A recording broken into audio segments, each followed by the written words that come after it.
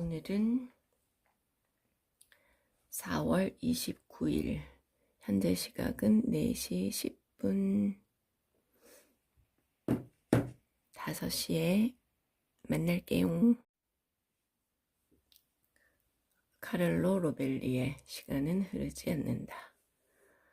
그렇다고 우리의 생각이 나약하기만 한 것은 아니다. 적어도 우리가 표현할 수 있는 범위보다는 더 발전된 상태다.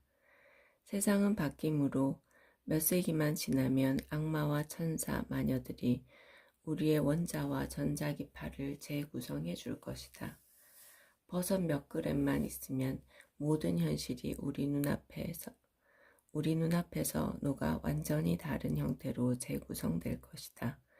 심각한 정신분열을 앓았던 여자친구를 만나 몇 주 동안 대화를 하면서 망상이 세상을 무대에 올리는 거대한 연극장치이며 우리의 사회적, 정신적 생활과 세상에 대한 이해의 배경인 집단적 망상을 가려내는 일이 얼마나 힘든지를 깨달으면 된다. 평범한 질서와 거리가 먼 사람들의 외로움과 나약함을 제외하면 현실에 대한 시각은 우리가 조작한 집단적 망상으로 진화를 통해 적어도 우리를 지금 여기까지는 성공적으로 이끌어왔다. 우리가 세상을 관리하고 돌보기 위해 찾은 수단들은 굉장히 많았고 그중 최고는 이성이다. 이성은 소중한 것이다. 하지만 이성은 핀셋 같은 하나의 도구일 뿐이기도 하다. 불이나 얼음 같은 재료로 만들어진 것에 손을 대야 할 때 사용하는 연장 같은 것인데 우리가 생생하게 불타는 감정처럼 인지하는 것이다. 이러한 감정들이 우리의 실체다. 우리를 인도하고 이끌기 때문에 우리도 멋진 표현을 써가며 이 감정들의 애정을 쏟는다. 또 이 감정들은 우리를 행동하게 만든다. 그런데 이러한 것들에 대해 무엇을 말하려고 하면 항상 순서가 꼬이고 만다. 정확한 순서를 지키려다 보면 결국 무엇인가 빠뜨린다는 것을 우리 스스로 인식하고 있기 때문이다. 내게 삶, 이 짧은 삶은 감정들의 끊임없는 외침에 불과하다.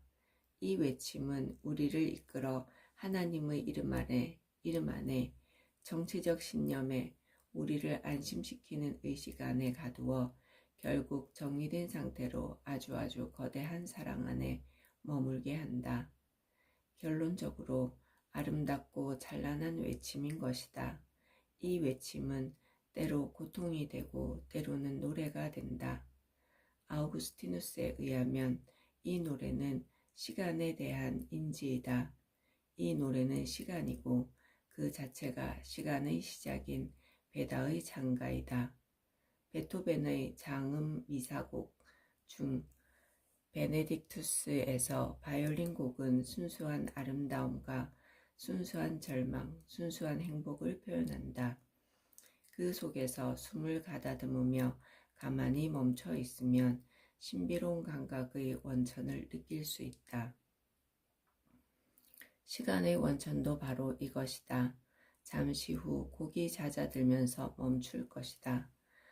은줄이 끊어지고 황금 전등이 깨지고 암포라 항아리의 밑바닥이 부서지고 도르래가 연못에 빠지고 먼지가 땅으로 돌아갈 것이다. 그래도 괜찮다. 우리는 두 눈을 감고 휴식을 취할 수 있다. 나는 이 모든 것이 참 달콤하고 아름다워 보인다. 이것이 시간이다.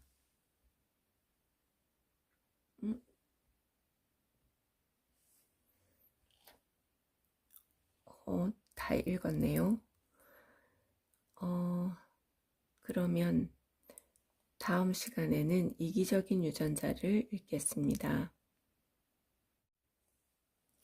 데일 카네기의 인간관계론. 우선 점장은 제 이야기를 처음부터 끝까지 한마디도 않고 귀 기울여 들어주었습니다. 두 번째로 제가 이야기를 마치고 직원들이 다시금 자신들의 견해를 말하기 시작하자 점장은 제 관점을 가지고 그들과 논쟁을 벌였습니다. 점장은 내 셔츠 깃이 양복 때문에 변색되었음에 틀림없다고 지적하는 데서 그치지 않고 완전한 만족을 주지 못하는 그 어떤 것도 다시는 팔지 말라고 지시했습니다. 세 번째로 점장은 문제의 원인을 몰랐다고 솔직히 인정하고 제게 매우 간결하게 말했습니다. 제가 이 양복을 어떻게 해드리면 좋을까요? 말씀하시는 대로 해드리겠습니다. 몇 분 전만 해도 저는 판매원들에게 그 빌어먹을 양복을 던져버리려 했죠. 하지만 점장의 말을 듣고 난 다음 저는 대답했습니다. 충고를 구하고 싶을 따름입니다. 이 상황이 그냥 일시적인 건지 어떤 조치를 취하면 되는 건지 알고 싶습니다. 점장은 양복을 한 주만 더 입어보라고 제안했습니다. 그리고는 약속했습니다. 그때도 만족스럽지 않다면 가지고 오세요. 그러면 고객님을 만족시킬 만한 양복을 한 벌 드리기로 하죠. 불편을 드려 죄송합니다. 저는 만족한 상태로 백화점을 나왔습니다. 한 주가 끝날 즈음이 되자 양복에는 더 이상 문제가 없었습니다. 백화점에 대한 저의 신뢰도 다시 완전히 회복되었죠. 이 관리자가 점장이라는 사실은 놀랍지 않다. 부하 직원들에 대해 말하자면 그들이 평생토록 점원 노릇이나 하게 되리라고 말할 뻔했다. 그렇지 않다. 아마도 그 직원들은 다시는 고객들과 만나지 않는 포장 부서 같은 곳으로 좌천될 것이다. 아무리 불평을 입에 달고 사는 사람이라도, 심지어 가장 격렬한 비판을 가하는 사람이라도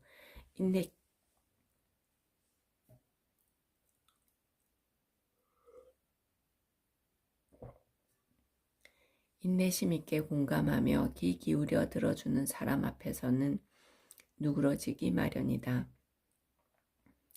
예를 들어보자. 뉴욕 전화회사는 몇 년 전 여성 전화 교환수들 사이에서 가장 악명 높은 고객을 상대해야 했다. 그는 욕설을 퍼붓고 고래고래 소리를 질렀다. 또 전화를 뿌리채 없애버리겠다고 위협했다. 그는 어떤 요금을 내지 않겠다고 버텼는데 그 부과된 요금을 받아들일 수 없다는 이유에서였다. 그는 신문에 편지를 썼고 공공서비스위원회에 수도 없이 많은 고소장을 제출하고 전화회사를 상대로 몇 건의 소송을 시작했다. 결국 이 회사의 가장 유능한 분쟁 중재자 중 한 명을 보내 이 분쟁을 즐기는 사람의 이야기를 들어보도록 했다. 이 분쟁 중재자는 고객의 말을 귀 기울여 들으며 이 까다로운 사람이 장황한 비난을 실컷 퍼부어 되도록 내버려 두었다.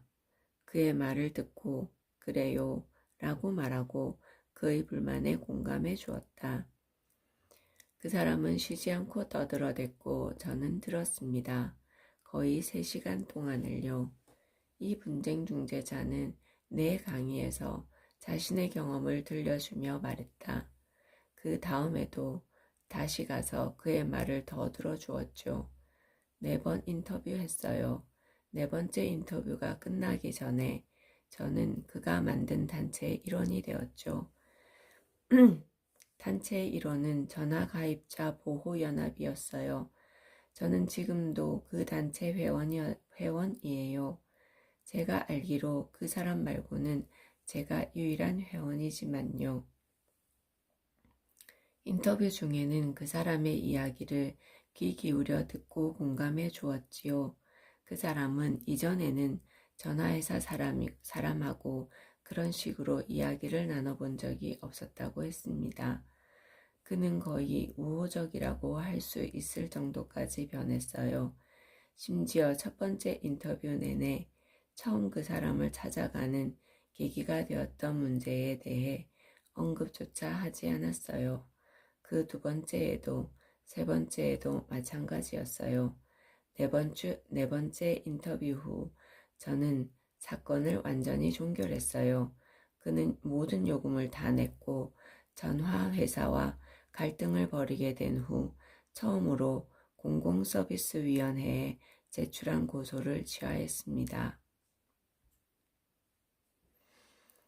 그 사람은 자신을 비정한 착취에 맞서 공공의 권리를 지키는 십자군이라고 생각했음에 틀림없다. 하지만 실제로 그가 원했던 것은 자신이 중요한 사람이라는 느낌이었다. 처음에는 불평과 고발을 통해 중요한 사람으로 인정받으려 했다. 하지만 회사를 대표하는 사람으로부터 그러한 느낌을 받게 된 순간 그의 실체 없는 불평은 바람과 같이 사라졌다. 몇 년 전 어느 아침이었다. 화가 머리끝까지 난 한 고객이 줄리안 데트머의 사무실로 쳐들어왔다. 줄리안 데트머는 데트머 양모 회사를 설립한 사람으로 그의 회사는 나중에 재단업에 양모를 공급하는 세계 최고 회사가 된다. 이 사람은 우리에게 $15를 주어야 했다. 데트머 씨는 내게 설명했다. 고객은 그 사실을 부정했지만 우리는 그가 틀렸다는 것을 알고 있었죠. 그래서 우리 채권부서는 그에게 돈을 지급하라고 요구했습니다. 우리 채권부서의 직원에게서 여러 통 편지를 받은 후 이 고객은 여행 가방을 싸서 시카고로 왔고 단숨에 내 사무실까지 달려와서는 그 돈을 내지 않은 것은 물론이고 앞으로 데트머 양모회사와 거래하지 않겠다고 하는 겁니다. 저는 그 사람이 하는 말을 인내심 있게 들어주었습니다. 말허리를 자르고 싶은 충동도 느꼈고 하지만 그게 잘못된 생각이라는 걸 깨달았습니다. 그래서 저는 그가 하고픈 말을 다 하도록 내버려 두었습니다. 마침내 그가 흥분을 가라앉히고 다른 사람의 말을 받아들일 수 있는 상태가 되었을 때 저는 조용한 목소리로 말했죠. 시카고까지 오셔서 이런 이야기를 제게 들려주셔서 고맙습니다.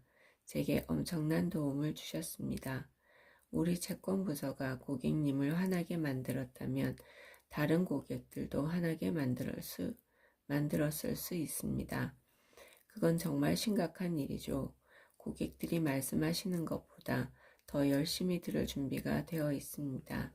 믿어주세요. 그 사람은 제가 이런 말을 할 줄은 꿈에도 생각하지 못했던 것 같았습니다. 제가 보기에 그 사람은 다소 실망했던 것 같아요. 저를 단단히 혼낼 생각에 시카고까지 왔는데 제가 싸우려 들지 않고 오히려 고맙다고 하니 말입니다. 장부에서 $15는 지우고 앞으로는 언급 않겠다고 약속했습니다. 당신은 매우 세심한 사람이고 봐야 할 계좌가 하나밖에 없는데 비해 우리 직원들은 수천 계좌를 들여다보아야 하니 아마도 우리가 잘못을 저질렀을 가능성이 훨씬 크다고 했죠. 당신의 기분을 이해한다고 했습니다. 제가 당신 입장이라도 틀림없이 당신처럼 생각했을 것이라고도 했죠. 그리곤 우리에게서 다시는 구매를 않겠다고 하셨으니 다른 양모회사를 추천해 드리겠다고 했습니다. 예전에 그 사람이 시카고에 오면 같이 점심을 먹는 경우가 많았습니다. 그래서 그날도 같이 점심을 하자고 제안했죠. 그는 내켜하지 않았지만 승낙했습니다. 하지만 점심 후 다시 사무실로 오는 그 사람은 이전에 비해 훨씬 많은 주문을 했습니다. 그는 기분이 누그러져 집으로 돌아갔고 우리가 그에게 보여주었듯이 공정한 태도를 가져보기로 마음먹었습니다. 그래서 그는 자신의 회계장부를 다시 훑어보았고 잘못된 부분을 찾아내곤 15달러 수표를 우리에게 보냈습니다. 사과의 글과 함께요. 나중에 아내가 사내 아이를 낳았을 때 그는 아들의 가운데 이름을 데트머라고 붙였고 22년 후 죽을 때까지 친구로 고객으로 남았습니다. 몇 년 전 네덜란드에서 이민 온 한 가난한 소년이 방과 후 주당 50센트를 받으며 제과점 유리창을 닦고 있었다. 집이 워낙 가난한 나머지 소년은 매일같이 바구니를 허리에 끼고 길거리에 나가 도로배수로에서 연료를 배달하는 석탄 마차가 흘린 조각들을 긁어 모았다. 에드워드 보크라는 이름의 이 소년은 평생에 걸쳐 학교를 6년도 채 다니지 못했다.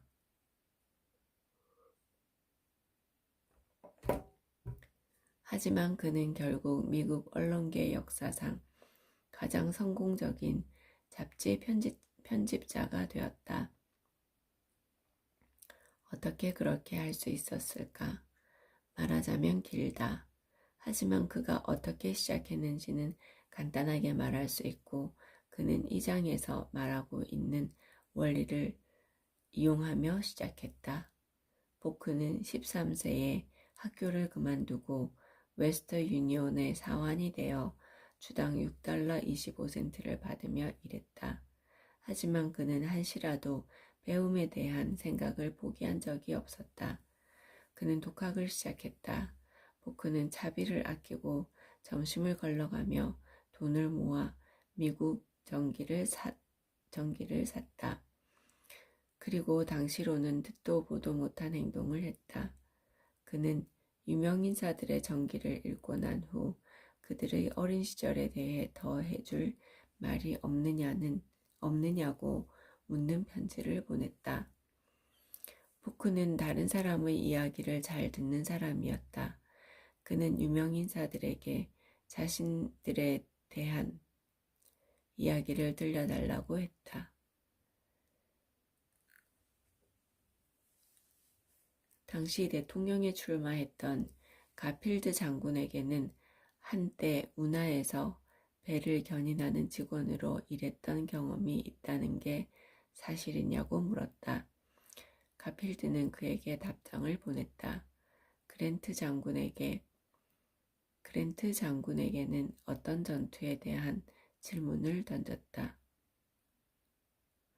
그랜트는 지도를 그려가며 설명해 주었고 이 14살 난 소년을 저녁 식사에 초대해서 함께 이야기를 나누며 저녁을 보냈다. 보크는 에머슨에게도 편지를 써 자신과 이야기를 나누자고 했다. 웨스터 유니온사에서 사원으로 일하던 소년은 얼마 안 가서 미국에서 가장 유명하다는 사람들과 서신을 교환하고 있었다. 에머스, 필립스, 브룩스, 올리버 웰들 홈스, 롱벨로, 링컨 여사, 루이자 메이 올컷, 셔먼 장군, 제퍼슨 데이비드 같은 사람들이었다. 보크는 이 저명한 사람들과 편지를 주고받는데 그치지 않고 휴가를 내어 이들의 집을 직접 찾아가 환대를 받으며 머물곤 했다. 이러한 경험은 그에게 가치를 매길 수 없는 자신감을 불어넣어 주었다. 이 위인들은 보크를 미래에 대한 비전과 야망으로 불타오르게 만들었고 그로 인해 보크의 삶은 완전히 바뀌었다. 그리고 다시 한번 말하지만 이 모든 것이 가능하게 했던 이유는 오로지 여기서 우리가 말하고 있는 원리들을 적용했기 때문이었다. 아마도 유명 인사 인터뷰 분야에서는 세상에 따라올 사람이 없는 아이작 마커스는 많은 사람들이 좋은 인상을 주지 못하는 이유는 그들이 열심히 듣지 않아서라고 못 박았다. 이런 사람들은 자신이 다음에 해야 할 말에 너무 집중한 나머지 귀를 열어놓지 않죠. 저명 인사들은 말 잘하는 사람보다는 잘 들어주는 사람이 더 좋다고 말하죠. 하지만 잘 듣는 능력은 모든 능력 중에서도 가장 희귀한 능력 같아요. 유명 인사들만 이야기를 잘 들어주는 사람을 갈망하는 게 아니다. 보통 사람 역시 마찬가지다. 리더스 다이제스트에는 이런 글이 실린 적이 있다. 많은 사람들이 의사에게 전화를 걸어 사실 그들이 원하는 것은 자신의 이야기를 들어줄 사람이다. 남북전쟁 중 가장 암울했던 순간, 링컨은 일리노이주 스프링필드에 살고 있는 옛 친구에게 편지를 보냈다. 워싱턴으로 와달라는 내용이었다. 같이 의논할 문제가 있다고 했다. 친구는 백악관을 찾았다. 링컨은 노예 해방을 선언하는 게 바람직한가에 대해 몇 시간이고 이야기했다. 노예 해방에 대해 찬성하고 반대하는 모든 주장들을 검토했고 노예를 해방한다는 이유로 그를 비판하는 또 노예를 해방하지 않을까봐 그를 비판하는 편지와 신문 기사들을 읽었다. 몇 시간을 이야기한 다음 링컨은 오랜 이웃 친구와 악수를 하고 잘 가라는 인사를 한 후 일리노이를 돌려보냈다.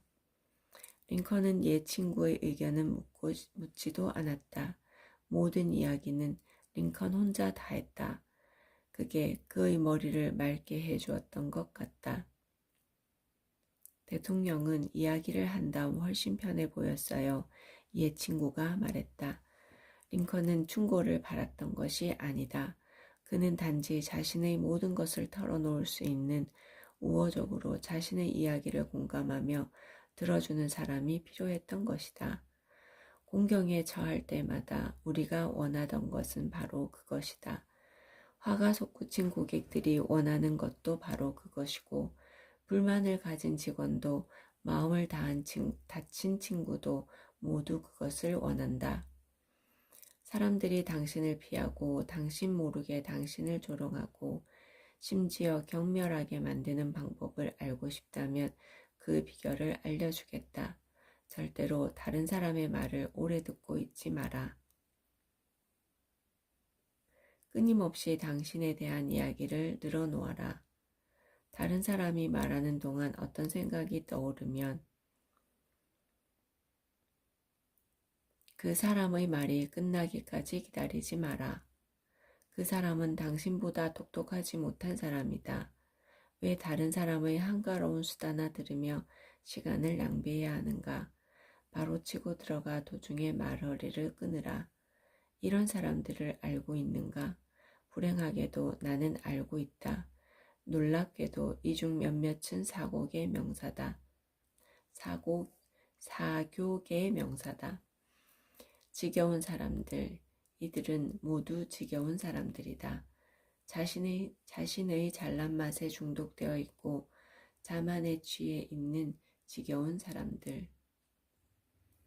자기 이야기만 하는 사람들은 자신만 생각하는 사람들이다.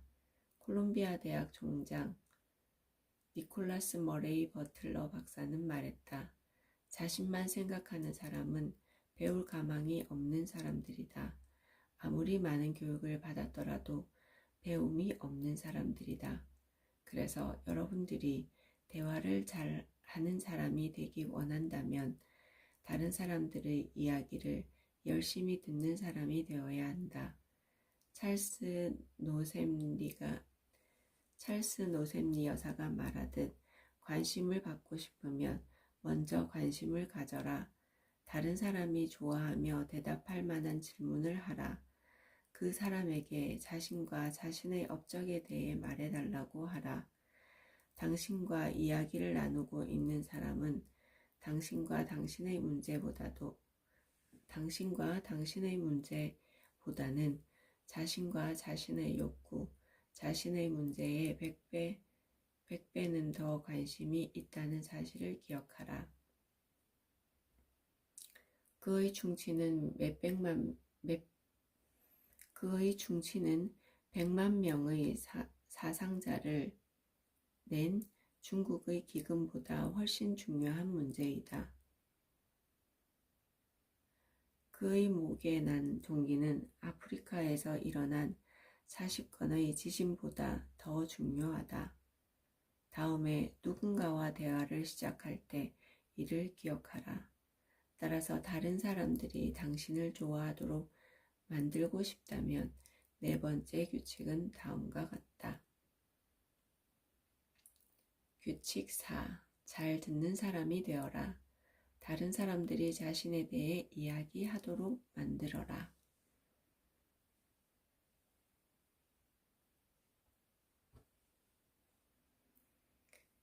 오이스터 베이에 있는 대통령 관저로 시어도어 루즈벨트를 찾아가 본 사람이라면 누구나 그의 다양하고 광범위한 지식에 놀라움을 금치 못한다.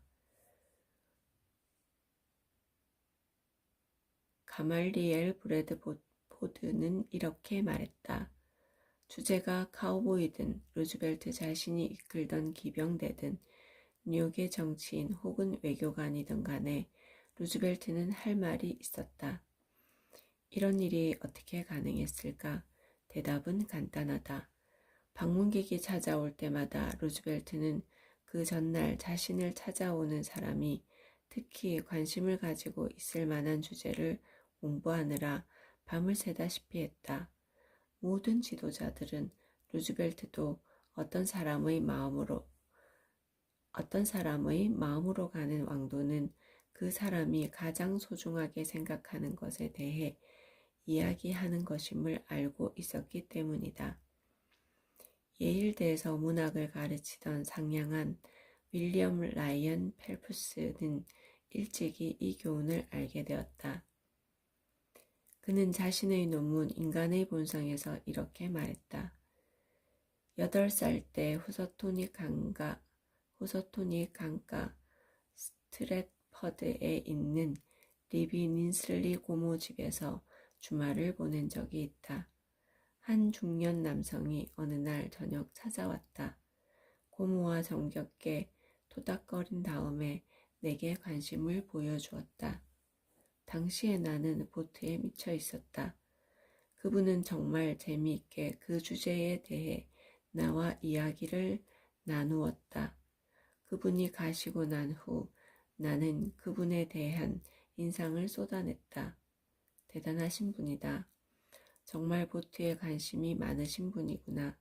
고모는 그분이 뉴욕의 변호사이며 보트에 대해 전혀 알지 못하는 그 주제에 조그만 흥미도 없는 분이라고 알려주셨다. 그러면 왜 그분은 내내 보트 얘기만 하셨을까요? 그분이 신사이기 때문이지. 그분은 네가 보트에 관심이 있는 걸 알아차린 거야. 그래서 네가 흥미로워하는 너를 기쁘게 하리라고 생각하는 것들에 대해 이야기한 거지. 상냥한 행동을 한 거야. 그리고 펠프스는 덧붙였다. 나는 고모의 말씀을 절대 잊지 않고 있다. 이 장을 쓰고 있는 내 앞에는 에드워드 L. 찰리프에게서 온 편지가 놓여 있다. 찰리프는 보이스카우트 운동에 열심인 사람이다. 하루는 정말 도움이 필요했어요. 유럽에서 대규모 보이스카우트 잼버리 행사가 임박해 있었어요. 저는 미국에서 손꼽히는 기업체 중 한 곳의 사장이 그 행사에 갈 여행 경비를 지원해 주길 바랬죠. 다행히도 제가 그분을 만나러 가기 전에 그분이 $100만 수표를 발행하곤 수표가 취소되자 그 수표를 액자에 넣어 보관하고 있다는 말을 들었어요. 그래서 저는 그분 사무실에 들어가자마자 제일 먼저 그 수표를 좀 볼 수 있겠냐고 물었죠. 100만 달러 수표라니요. 그렇게 어마어마한 수표를 발행한 사람은 본 적이 없다고 말씀드리고 아이들에게 제가 실제로 100만 달러 수표를 본 일이 있다고 있다고 말하겠다고 했어요. 그분은 기꺼이 그 수표를 보여주었죠. 저는 그 수표를 찬탄하며 바라보곤 어떻게 이 수표가 발행되었는지를 말해달라고 했죠. 눈치챘겠지만 찰리프 씨는 보이스카웃 유럽의 잼버리는 물론 자신이 원하는 것에 대한 이야기는 꺼내지도 않았다. 그는 다른 사람의 관심사에 대해 이야기했다. 그리고 결과는 다음과 같았다. 얼마 지나지 않아 제가 인터뷰하던 분이 말씀하셨죠. 근데 절 무엇 때문에 찾아오셨죠? 그래서 저는 제 목적을 말씀드렸습니다. 정말 놀랍게도 그분은 제가 원했던 것을 그 자리에서 당장 그것도 훨씬 많이 주셨어요. 저는 그분께 아이 하나만 유럽으로 보내달라고 했는데 그분은 5명의 저까지 보내주시고 $1,000짜리 신용장을 주시고 무려 7주나 유럽에 머물 수 있게 해주셨어요.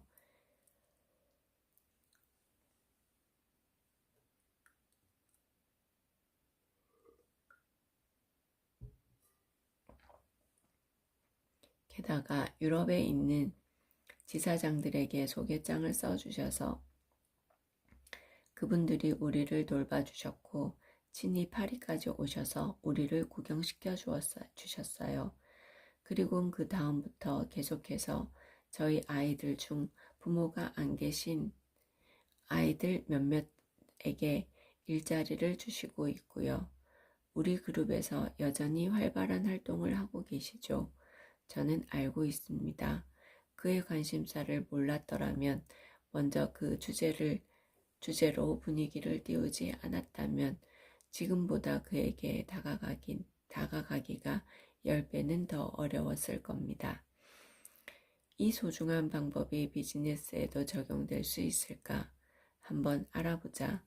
뉴욕 최고의 빵 제조사 중 하나인 디버노이 앤선스의 헨리 G. 디버노이의 사례를 보기로 하자. 디버노이 씨는 뉴욕의 한 호텔에 빵을 판매하려 노력해왔다. 그는 4년 동안 매주 매니저를 찾아갔다. 매니저가 다니는 사교 모임에도 나갔다. 심지어 호텔에 투숙해서 아예 살기도 했다. 모두가 빵을 팔기 위해서였다. 하지만 실패했다. 인간관계를 배운 디버노이 씨는 말했다. 그러다가 저는 전략을 바꾸기로 마음먹었습니다. 저는 이 사람이 어디에 관심을 갖는지 그의 마음을 사로잡고 있는 것은 무엇인지 찾아보기로 했습니다. 저는 그분이 미국 호텔인 연합이라는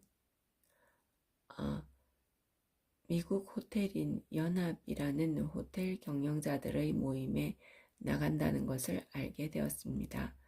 그분은 그 단체의 회원에 만족하지 않고 넘쳐 흐르는 열정으로 인해 그 단체를 대표하는 회장이 되고 나중엔 호텔인 국제연합에서도 회장이 되셨습니다. 어디에서 모임이 열리더라도 그곳에 계셨죠. 산을 넘고 사막이나 바다를 건너는 건 문제가 되지 않았습니다. 그래서 다음날 그분을 뵐 때 저는 그 모임에 대한 이야기를 꺼냈습니다. 대단한 반응을 이끌어냈죠. 대단한 반응이었습니다. 그분은 그 모임에 대해 30분은 이야기하시더라고요. 목소리는 열정으로 넘쳐 흘렀습니다. 저는 이 모임이 그분의 취미이자 평생의 열정이라는 것을 너무도 분명히 알 수 있었습니다. 그분 사무실을 떠나기 전 그분은 제게 그 단체 회원권을 파셨습니다. 그러는 동안 저는 빵에 대해선 단 한마디도 하지 않았습니다. 하지만 며칠 후 그 호텔 직원이 제게 전화를 했습니다. 샘플과 가격표를 가지고 오라고요. 그 직원은 저를 환영하며 말했죠. 우리 사장님께 무슨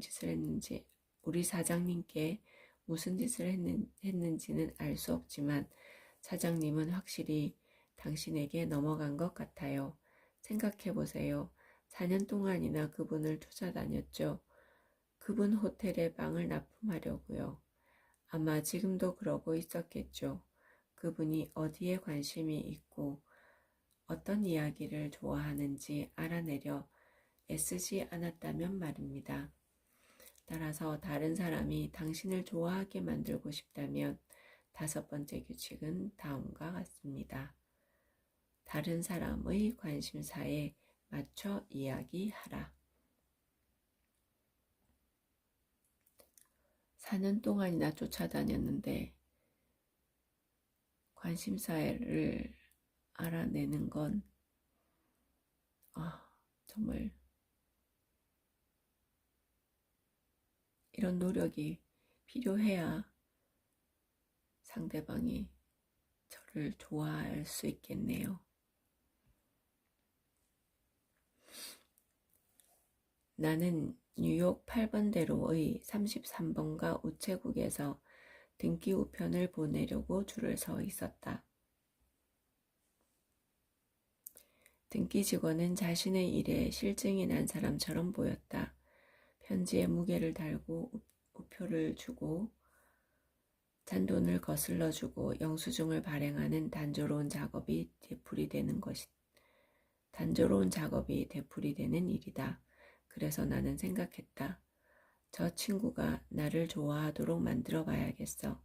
그래서 뭔가 근사한 말을 나 자신에게 대해서가 아니라 저 친구에 대한 근사한 말을 해서 저 친구가 날 좋아하게 만들어 봐야지. 저 친구가 진심으로 근사한 구석이 뭐가 있을까? 때로는 대답하기 힘든 질문일 수도 있다. 특히 낯선 사람에게서 그런 구석을 찾기란 쉽지 않을 때가 많다. 하지만 이번에는 어렵지 않았다. 나는 당장 아무런 사심 없이 찬탄할 수 있는 것을 찾아냈다. 그래서 그 직원이 내가 준 봉투의 무게를 재는 동안 나는 열의를 담아 말했다. 저도 당신처럼 머리가 풍성했으면 좋겠어요. 그는 약간 놀란 표정으로 나를 올려다 보았다. 그의 얼굴은 미소를 띠고 있었고 옛날만큼은 못해요. 그는 짐짓 겸손하게 말했다. 나는 그의 머리가 젊은 시절 풍성하지도 않았을지도 모르겠지만 여전히 근사하다고 말해주었다. 그는 대단히 기뻐했다. 우리는 사소한 대화를 즐겼다. 마지막으로 그가 했던 말은 제 머리를 부러워하는 사람들이 많았어요 였다. 아마도 그 친구는 그날 구름을 걷는 기분으로 점심을 먹으러 나갔을 것이다. 그날 밤에 집에 가선 아내에게 내 이야기를 틀림없이 들려주었을 것이다. 거울을 보며 이렇게 말했으리라. 장담할 수 있다. 정말 아름다운 머리야. 이 이야기를 사람들 앞에서 들려준 적이 있다. 그랬더니 한 사람이 질문을 던졌다. 그에게 무엇을 바라고 그러셨어요? 무엇을 바라고 그랬느냐고? 내가 그에게서 무엇을 얻으려 노력했다고? 다른 사람으로부터 보상으로 어떤 것을 받아내지 못한다면 어떤 소소한 행복도 나누지 못하고 다른 사람을 솔직하게 인정해 줄 수도 없는 사람이 있다면 그 사람은 경멸을 받아 마땅한 이기적인 사람이다. 그 사람의 영혼은 야생 능금보다도 작기에 그 사람은 실패하게 될 것이고 그 실패는 너무도 당연한 것이다. 사실 나도 그 등기 직원에게 바라는 바가 있었다. 나는 가치를 매길 수 없는 무언가를 원했다. 그리고 그것을 가질 수 있었다. 나는 그가 나에게 보상할 수 없는 무언가를 그에게 해준다는 느낌을 원했다. 그런 느낌은 그 일이 일어난 후 아무리 오랜 시간이 흐르더라도 당신의 기억 속에서 빛나며 노래하고 있을 것이다.